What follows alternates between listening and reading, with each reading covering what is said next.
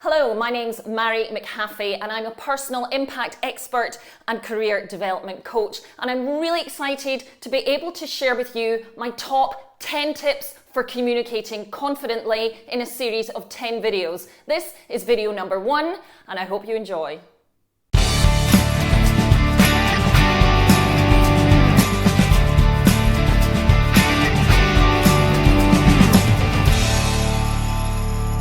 Hello, my name's Mairi and I'm a personal impact expert, coach, and today I would like to focus on your personal communication, particularly when you have to get into a position where you need to influence someone. And I just want to talk you through a really simple model that you can use immediately when you need to strategize your conversations. Perhaps you have to influence a senior leader. Maybe it's your boss, perhaps it's a client or a member of your team, and you're in that position where you're feeling you might get some pushback.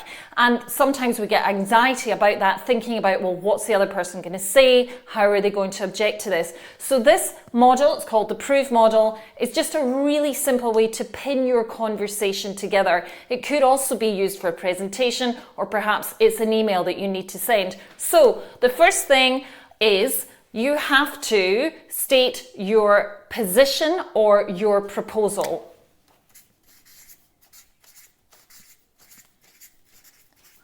So this is literally where you are right at the start talking about what it is that you want to happen or what it is that you want to change. Just a few sentences, you don't have to go into lots of detail, but you're positioning yourself up front in your opening gambit. Now, the next thing you need to do in this model, the proof model, is then talk about the reasons for your proposal. Now, when we hear about a new proposal or a change, what happens is we're very often thinking immediately about why we don't want this to happen. And we're thinking about the reasons why it shouldn't be happening. So what you need to do is to get quickly into the reasons why this is a good idea. Our brains don't remember a lot of information, particularly when we're feeling a little bit stressed or we feel as though we're backed in the corner. So my recommendation is to just talk about 3 reasons why this is a good idea for this proposal or change. Now, here's the very important one. And this is where you are talking about their objections. So again, what happens? You come in with an idea, you know that the other person is potentially going, oh, I don't know, I don't like the sound of this is a change, or this is a new thing that I'm not too sure about. Okay, I'm hearing your reasons, but what is happening while they are listening to you is that they're coming up with all the objections that they might have, so that when you are finished speaking, they're going to jump in and they're going to give you those objections. So what you want to be doing is thinking ahead of that and think about what are the potential objections that they will have to this and talk about them. So if you can flush out every kind of objection you think they might have and you mention it, you lay it on the table, what happens is the other person starts to think, well, hang on a minute, they care about me, they care about my opinion, they've really thought about why I might push back on this. Now I'm interested, I'm listening to them, and you're putting yourself in a position of collaboration with that other person, and they feel valued.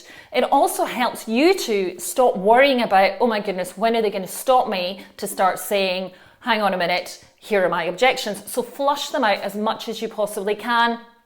Then what you need to do is to back all of this up, back up your proposal, and this is where we verify.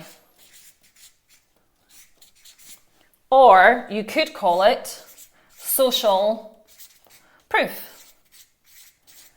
And we are all into social proof nowadays. Now, this is not talking about the number of likes you have on your Instagram account or who's looking at your Facebook. This is, we all like to know what other people are doing so that we can then benchmark and measure our own performance against that. So coming in here and verifying is saying, okay, so my proposal is this. The reasons for the proposal are that, 1, 2, 3. Now, I understand you may have another opinion about this and your objections might be this, all of which are valid. However, I would like to verify why this is a good idea because perhaps in another division they've already tried this and it's working really well, or another organization I have looked into that's similar like to us has also done this and they've managed to implement this and they have had lots of successes from it. So this is where you're kind of getting into the data. This is where you need to be doing your research in order to support why this proposal is a good idea. Now, you don't have to get into all the detail because you have to be aware of who you're speaking to. And if this is the first time you've had this conversation about this proposal, then you just want to kind of come up with some really good, valid social proof ideas that they can then go, oh, I hadn't thought about that. Okay, they're doing it, now I'm interested. So once you've done all of this, what we're doing now is, well, we're getting to the end or the way forward. And here we're summarizing very briefly what our proposal is and why we should be doing it. And what we're doing here is then to say, if perhaps we don't do this, this is what could happen. So we're future focused. Or even better still is, okay, we've summarized all of this. And if we go forward with this, this is the result that we will expect. And what I'm going to do is to take this away and move it forward with your agreement. So this is a really simple way to just strategically think about that potentially difficult conversation that you might be happening when you're trying to influence somebody. Of course, you don't have to go through every single one of these.